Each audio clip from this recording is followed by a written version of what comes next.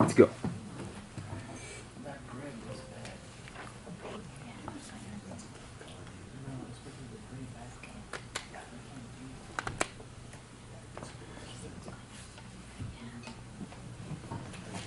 I'm ready. Yeah, go ahead. Oh.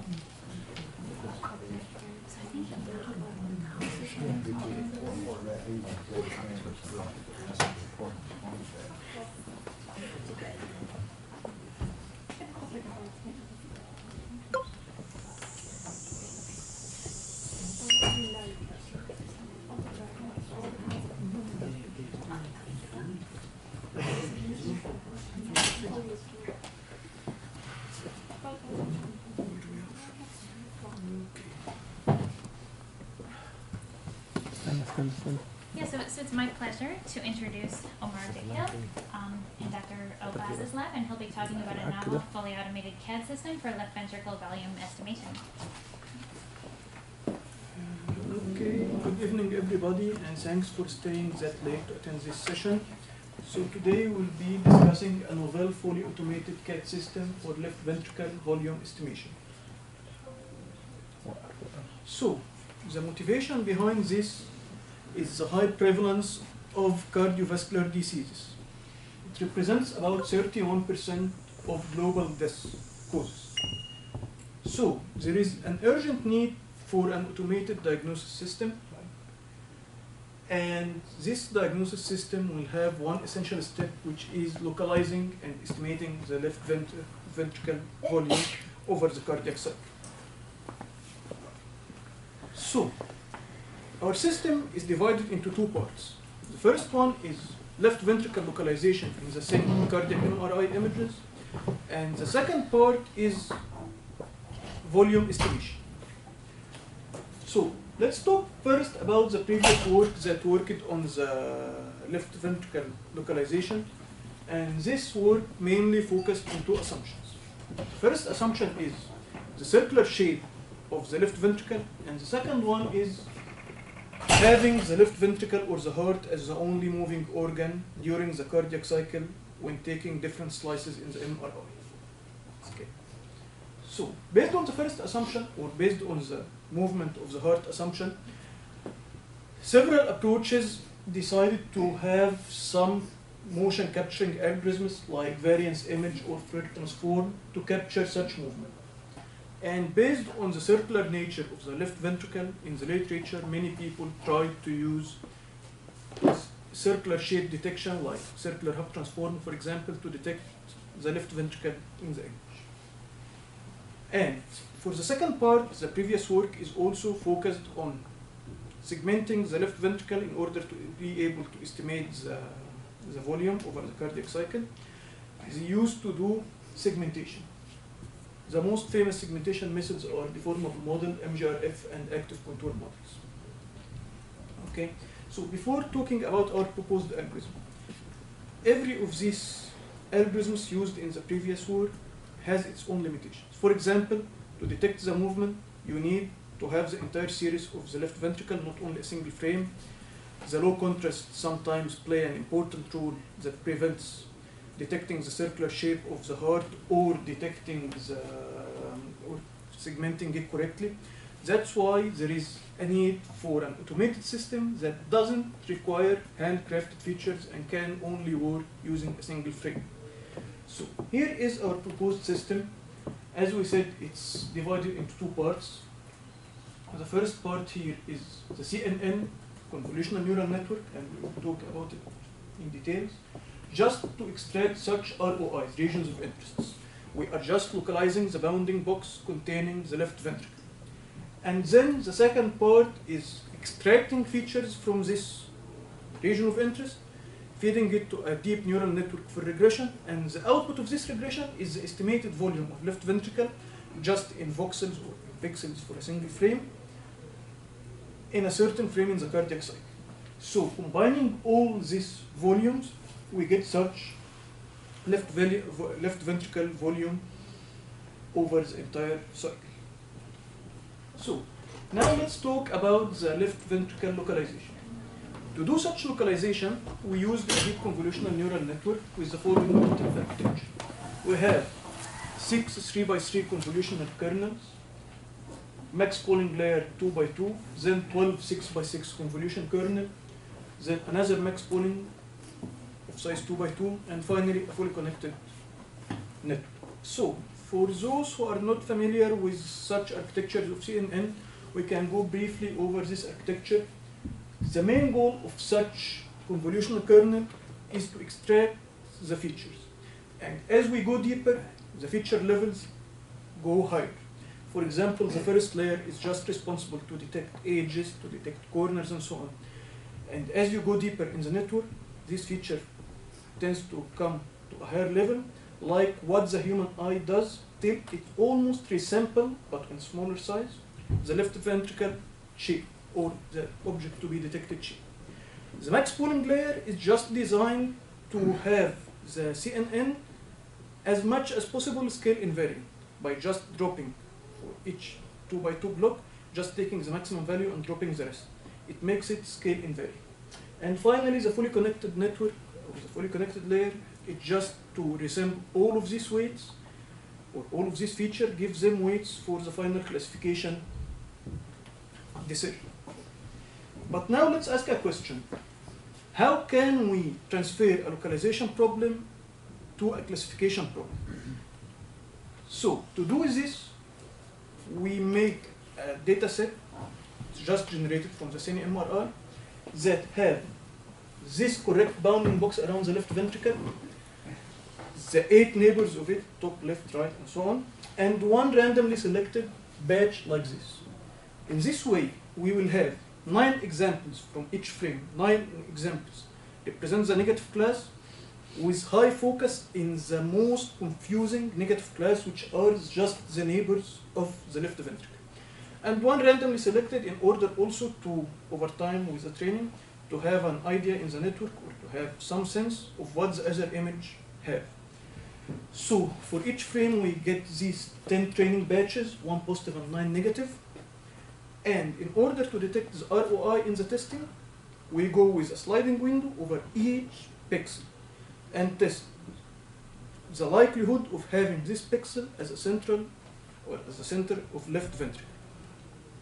So here are the inputs. It's 20 by 20 pixels, the input batches, and it goes through the entire network to get a final probability of having this pixel as a center of left ventricle. But there is a problem that arises here, which is the size variability of the left ventricle over the cardiac cycle. As we said, it's moving. So in order to solve this problem in the localization, what we did was having 4 scales for training, what we call pyramid of scales.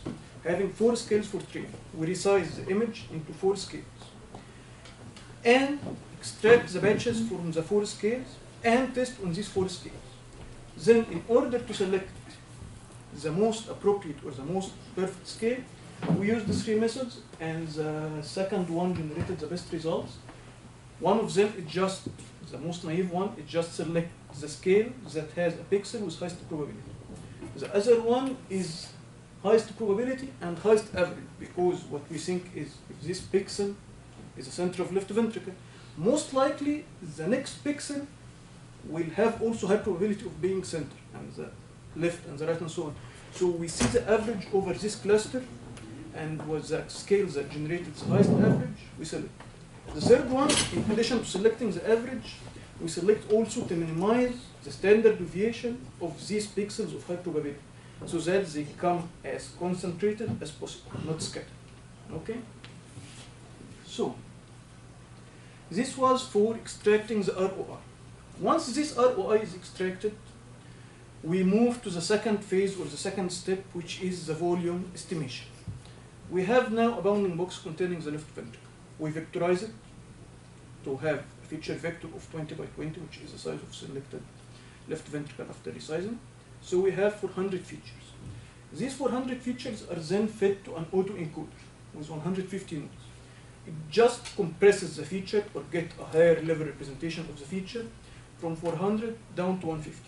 The 150 was selected using grid search. All the hyperparameters were selected using such grid search. And finally, these 150 features are fed to a neural network but it's not a classification neural network, it's a regression neural network. The ground truth for such a neural network is the accurate volume or the exact volume estimated from the manual segmentation by an expert. We feed the feature and the corresponding volume, and we keep training so that when a new feature representation is given, the neural network can, using a regression model, non-linear regression model, can estimate the accurate LV in the image. So now let's talk about the results. And like the framework, the results will be divided into two parts. The localization results, then the regression results. For the localization results, we obtained accuracy of 97.5, sensitivity of 84.2, and specificity of 98.6. You will notice that the sensitivity is the least one, and it means that in most of the cases, the bounding box was selected to be greater than the actual left ventricle. That's why the sensitivity is the least one among the three. Okay? And after completing the localization, we have the volume estimation phase. This volume estimation phase was evaluated using 2 folds, 4 folds, and 10 folds cross-validation. And in this stage, we used 2 different metrics. One of them is the mean square error for the regression, and the other one is the overall cross-correlation. Validation is cross-correlation. Okay, so in the 2 folds, we obtained such error 0.005, in the 4 folds 0.003, in the 10 folds 0.002, which sounds logic. As we increase the training dataset ratio to the testing dataset, the error decreases. And the overall cross-correlation was 0.8, 0.83, and 0.84. So let's check this volume. The one in blue here is the one obtained over 1 cardiac cycle from the expert manual segmentation, while the one in red is the fitted curve obtained from our algorithm. You can see that although there is some fluctuation, but overall the 2 curves are following nicely. And just to show this in a better way, here is over multiple cardiac cycles. Also the blue represents the volume obtained by the expert, and the red is the volume obtained by our algorithm. You can see also that just using any smoothing technique, we just left the raw results here, but just using any smoothing techniques, these 2 curves will be perfectly fitting, and they are very positively correlated with each other. So they are following each other successfully.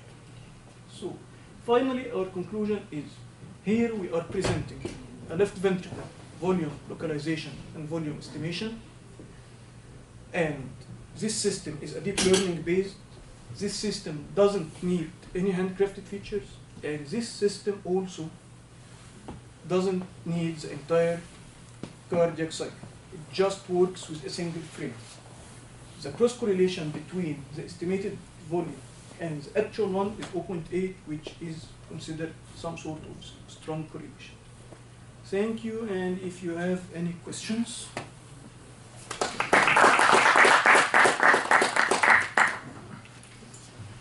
So one of the things that I noticed is you always had 1 to 0 or something like that, but you don't have an absolute volume in there.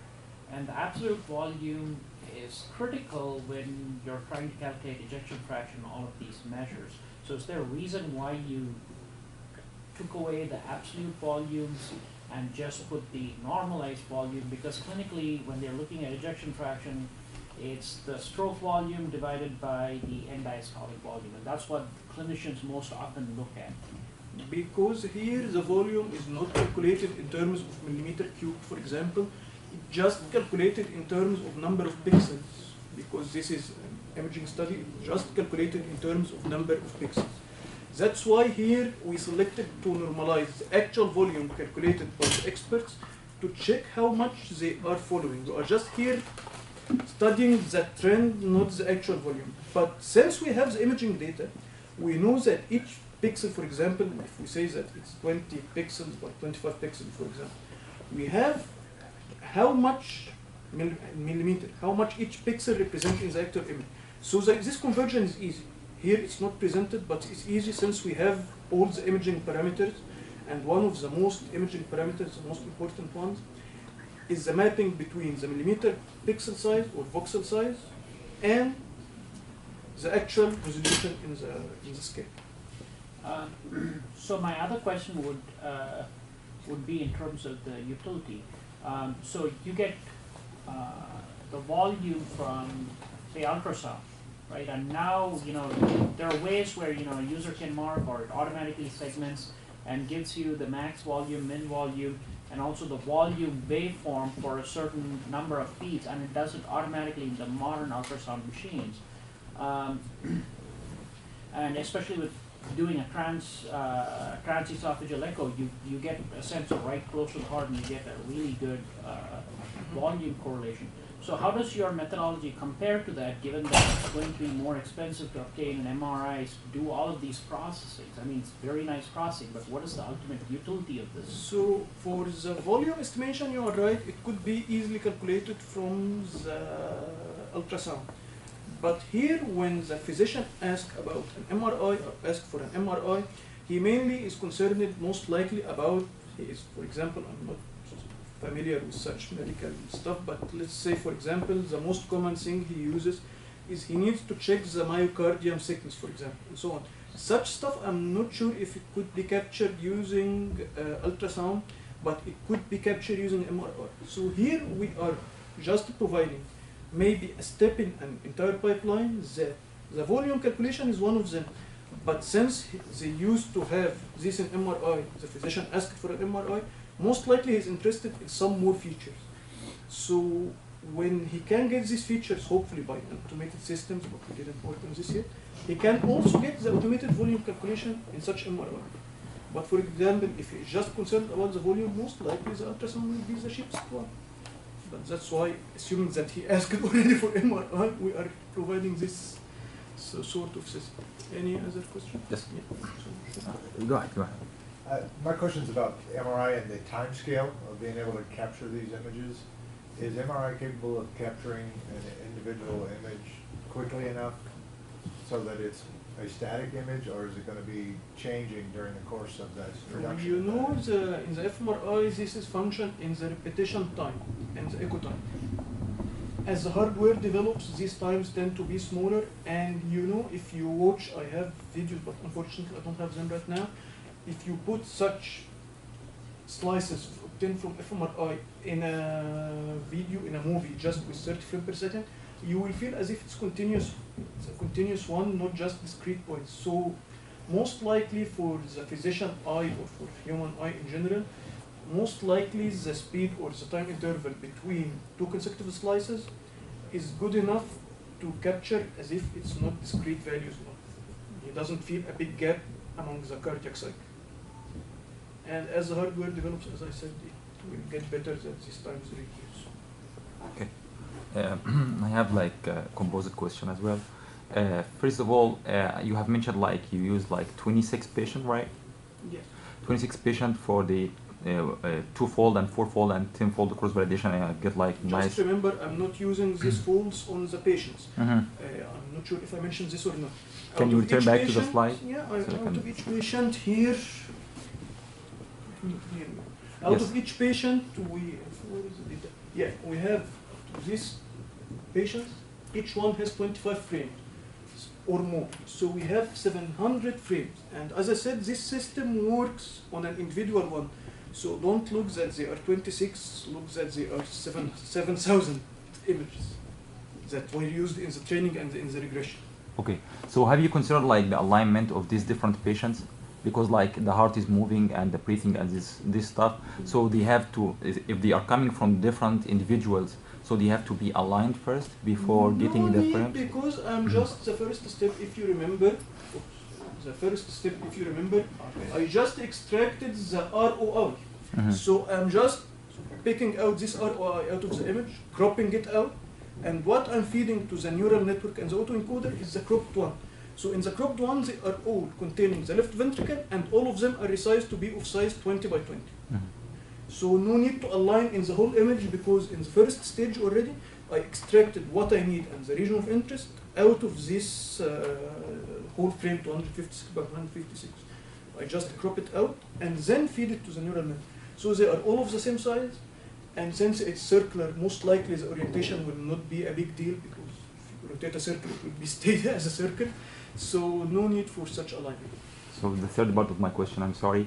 Have you tried like a pre-training data to decide the best structure or architecture for the CNN and avoid them and then go with the other subject for that? No, in this case also, as we mentioned here, we are using heuristic grid search. For the grid search, you are just picking out, for example, you are using 4 75 for training and 25 for testing. Out of these 75 for training, just hold out some of them, let's say 10 or 15% out of the 75%. Optimize your hyperparameters using a grid search, just like a high dimensional grid. Each one contains the range, because it's not only about the number of layers and so on. You have the learning rate, you have the momentum, so many stuff. So just create a high dimensional grid, run a heuristic grid search till you find a local minimum, but this minimum will be a heuristic local minimum, or hopefully it's the global one, and pick the parameters or the points on the grid that is corresponding to such minimum. This was a way to select all the hyperparameters in the 3 modules: autoencoder, neural network, and CNN. Any other questions? Sure. Why do you think it's going to be a circle? It's usually the left ventricle is not a circle. This one here, the inner border of the left ventricle, it tends to be circular or oval. It's oval typically. That's what I'm saying. Yeah. But the people in the literature, so many literature, just used the circular half transform to detect it. They assume that it could be approximated with a circle. I know it's oval, that's why it's not that accurate. But even for the oval, rotation will not be a big deal.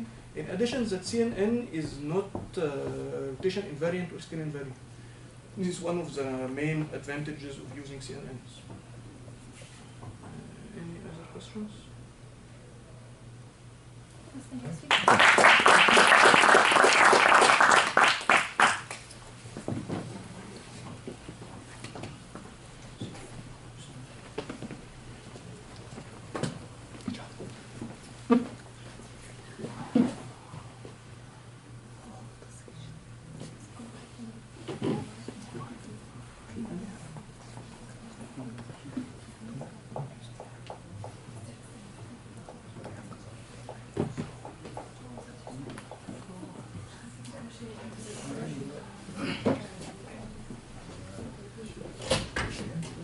Pleasure to introduce our next speaker, who is Joey Kitchen. He's a medical student at UofL, and he's actually been working in my laboratory to present some work that he's done there, and it's the biomechanical stability of single versus double plating for proximal humerus fractures. A little bit of change of pace for you guys. All right. So, yeah. Right. Nice to meet you guys. I'm Joey. So we studied distal humerus fractures and whether one plate would be sufficient to provide fixation of those types of fractures in osteoporotic bone models. All right. So before we jump all the way in, I'd like to go over the normal loading of the humerus at the elbow joint. It typically happens due to the pressure of the radius and ulna, the bones in the forearm, against the distal portion of the humerus. This loading, when it happens, 60% of the force tends to go to the capitellum, which is on the lateral surface of the distal humerus, with the other 40% going to the trochlea on the medial surface. And this will come into play later when I talk about our loading frame setup and our experimental design. Another important concept for this study is the use of locked plating.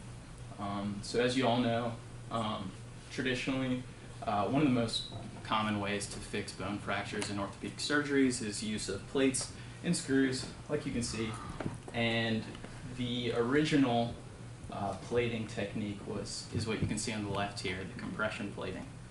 This uses screws and in holes. It's all smooth, allowing for more toggle of the plates and the screws under shearing forces. In contrast to that, the use of new locked plates.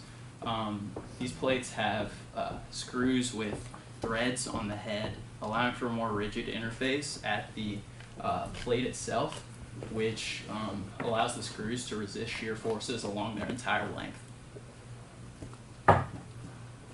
And due to these superior biomechanics of locked plating, single lock plates have recently been used to successfully treat distal femur fractures as well as fractures of the proximal tibia, distal tibia, and distal radius. So our study, we aim to see whether a single locked plate would be sufficient to fix distal humerus fractures.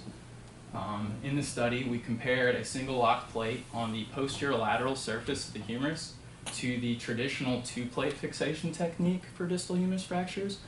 This traditional technique was developed when only the compression plates were available. So now that lock plates are available, we're hoping that a single lock plate would be just as good as this one. We also measured the stiffness and strength of a medial locked plate, just for good measure, and we hypothesized, like I said, that a single posterior lateral plate would not be significantly different in strength or stiffness compared to the traditional two-plate technique. And these distal humerus fractures, these are important because they account for 2% of all fractures in adults, with a large percentage of these happening in the elderly female population, patients with osteoporosis who suffer from simple falls and fracture at their elbow there. And the treatment for these fractures, like I said, involves fixation using two plates with one on the medial and one on the posterior lateral surface of the bone. This surgery requires a lot of dissection and exposure, especially in order to gain access to the medial part of the bone. And this exposure puts patients at risk for infection as well as ulnar nerve injury, with that ulnar nerve being on the medial side. And as I said, the previous research was based on the non-locked plates, and it used intra-articular fractures, meaning fractures involving the joint surface, which these are inherently less stable than extra-articular fractures, so they'd be less likely to benefit from a single plate because they need that extra stability. So in addition to all this, the lock plates have been shown to be very helpful in osteoporotic fractures. So in our tests, we introduced an extra-articular fracture, a transverse fracture to each of the bones, and we used osteoporotic bone models. These were foam, low-density sawbone models. And then once we introduced the fracture to each bone, we fixed them under the three conditions that I mentioned, the orthogonal 90-90 plating, as well as the one posterior lateral plate and the one medial plate. So here's a picture of those three configurations. What you're looking at here is the posterior surface of each humerus, the distal end obviously being on the bottom. We used a fracture gap of 2 millimeters in all of our specimens, with 3 screws in the proximal segment and 3 screws in the distal segment of the bone. Once we got all our specimens ready to go, we tested them under loads simulating flexion, extension, and torsion of the arm. In our next slide, I'll show you guys what that looked like. And when we tested them, we compressed each specimen a distance of 1 millimeter or so and measured the force as a result as we were measuring. And we used this data to calculate, to construct load displacement curves and calculate stiffnesses based on that. After doing all the stiffness testing, we also did failure tests in which we use our Flexion Setup to get the worst case failure strength of each bone. So here's what the setup looks like. You can see on the flexion loading, we used an angle that was 80 degrees from the humeral shaft axis, compressed along that axis there. You can see at the top of the image, there's a lubricated ball that we placed 60% of the way between the trochlea and the capitellum in order to simulate a physiologic load. In the extension testing, we used an angle that was 10 degrees from the humeral shaft axis. And here's a better visualization, so it's a little easier to picture what these loads would look like. Our flexion load testing simulated 80 degrees of flexion of the arm, so placing a force of the radius and ulna against the humerus under that position, and the extension testing, we simulated 10 degrees of flexion of the arm. And the last test we did was torsion. As you can see, like the other ones, we fixed the proximal segment of the bone, and then for the torsion test, we twisted the distal segment of the humerus, I think it was 1 or 2 degrees in either direction, and measured the torque as a result of that. With our tests, we found that 90-90 plating, the 2-plating technique, was stiffer than both of the single plating techniques. There's a significant difference between this 2-plate and the 1-plate technique in extension and flexion, as well as torsion. We also found that the posterior lateral plates were stiffer than the medial plates under extension and flexion, with no significant difference in the torsional loads. As for the failure tests, we found that the mode of failure was dependent upon the type of construct that we were testing. The 90-90 bones failed most by fracture, just distal to the 3rd most proximal screws on either side, while the posterior lateral bones were prone to screw pullout. And as for the medial bones, we weren't able to get them to frankly fail because they really just exhibited excessive twisting. And once we got them to 30 millimeters of displacement, we deemed that as what would be a clinical failure and didn't test those any further.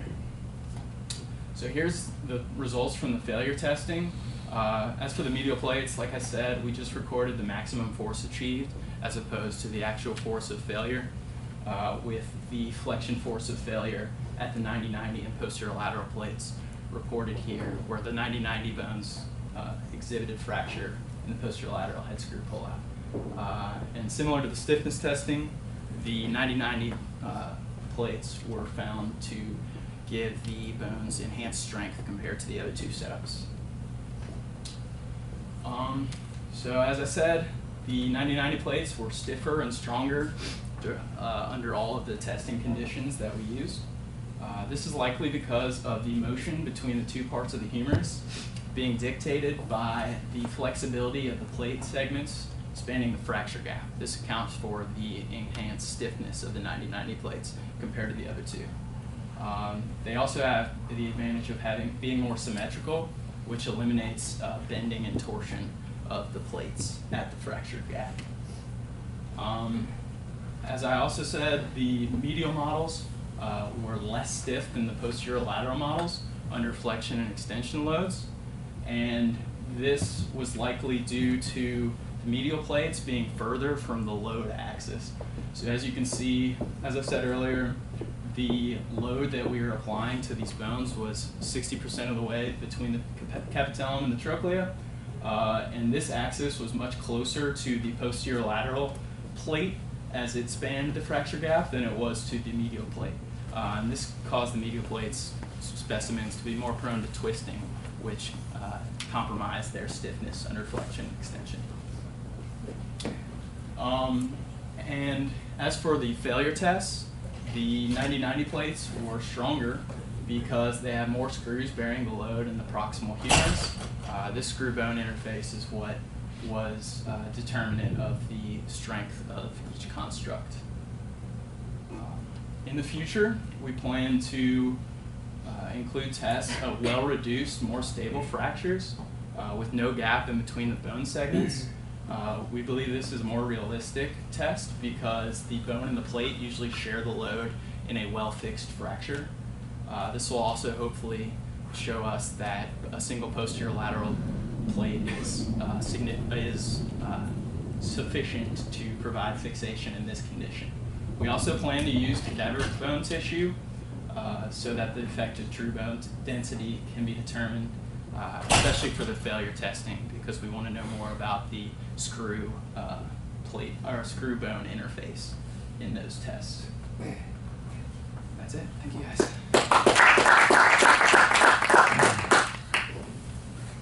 So you'd mentioned, 1990 had a higher force required for failure, but clinically, what is required? Because if you only need 50 and one provides 100, one provides 150, the other one provides 250, there's no reason to go to those two plates. So clinically, what is it that you need? Right. This is another thing we plan to assess in the future. We've been talking with the orthopedic surgeons that are on our project. These patients, they'll usually be in splints. They won't be moving a whole lot. So that's another thing we're hoping to assess is hopefully the strength that we're getting with just a single plate, we hope will be enough in their situation. Yeah, so I was thinking on the same lines, these seem like the absolute failure-based tests, right? Is there other tests that you guys do to test where, like if a patient is coming out of a splint and then how that wears over time, or some sort of accelerated testing model you might put these through? I'm not totally sure about that. There's some failure tests we can do with cyclic failure versus these where we just use a static load and increased it a little bit over time. So we. Yeah, that was one of the reasons we were looking at these foam osteoporotic bones, because really, if they are going to fail, it's going to be the screw bone interface failure. The question is, can you get away with it, and can you get away with it in osteoporotic bone? So there's a testing protocol that we're going to follow up with, which is a stepwise cyclic loading. So gradually ramp up the load and work in the area of loading that might be more clinically relevant, and see if the screws can hold up or whether they're going to fail, and just build up with multiple cycles. And for fracture healing, it's not like total joint replacement where you have to go millions of cycles to successfully replace a joint, because fractures heal in a couple of months, so a million cycles is the most you can almost ever see. So that's one of the key things. I mean, yeah, it seems like this is the first step in determining does this architecture work for, for mending that. Question over there? Yeah. So for all types of plates, you use the same number of screws? Yes. And the same placement of the screws? Yes, sir. So do you think it would be more useful for one of these plates to use maybe more or less screws, or change their position? I mean, is this a factor at all of how they would perform? Is there a preferable number of screws or position for each type of plate? Should that? I'm not totally sure about that. I know these plates are designed to have 6 screws placed in them. Dr. Ward, do you have anything to add about that? Well, the anatomy dictates a lot of this, right? So I think one of the most significant things that we found in this study is that the posterolateral plate and that placement and where it allows you to put the screws gives you much better results than the medial plate. And it's also well known that if you put the screws closer to the fracture, you're going to get better stability. Again, this was the first phase, and it was really dominated by what was happening to the plate as it spanned the fracture gap. So the screws for the stiffness testing weren't that big of a deal.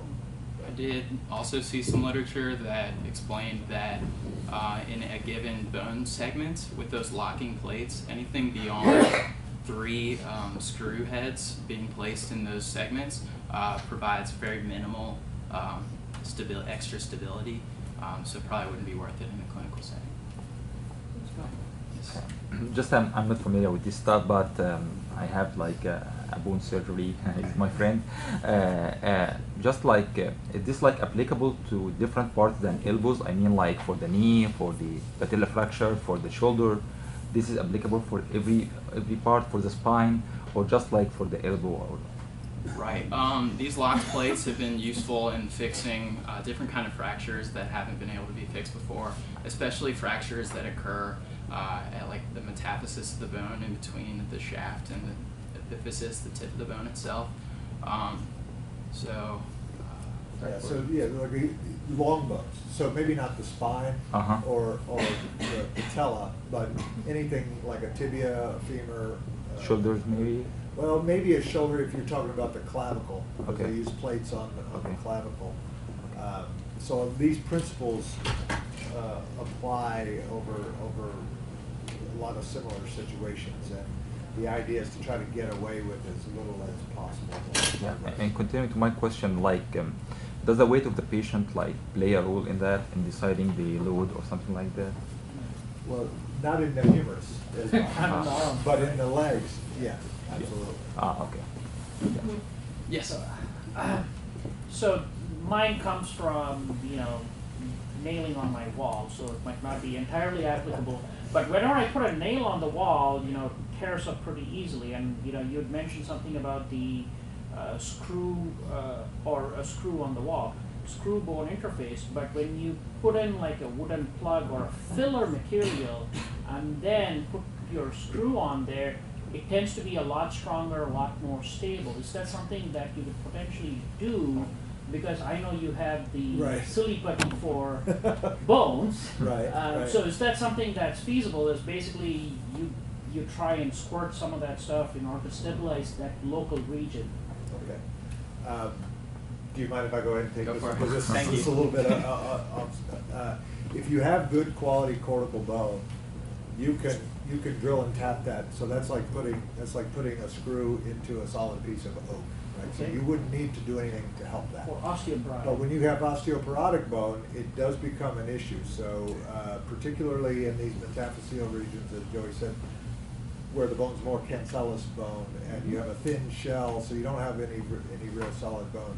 We've been working with a company who has a fenestrated screw, so they can put the screw into the bone and then squirt our cement product down through the screw and have it come out through holes in the screw to help enhance the interdigitation and purchase of the screw in the bone.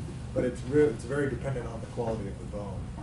So when you have good quality bone, you don't have a problem. Just like when you're not using their plaster wall and you find the stud, Yep. you just put the screw in and Yep. you can hang anything on it. Right? So same type of thing applies. Nice. All right. Thanks, guys. Thank you.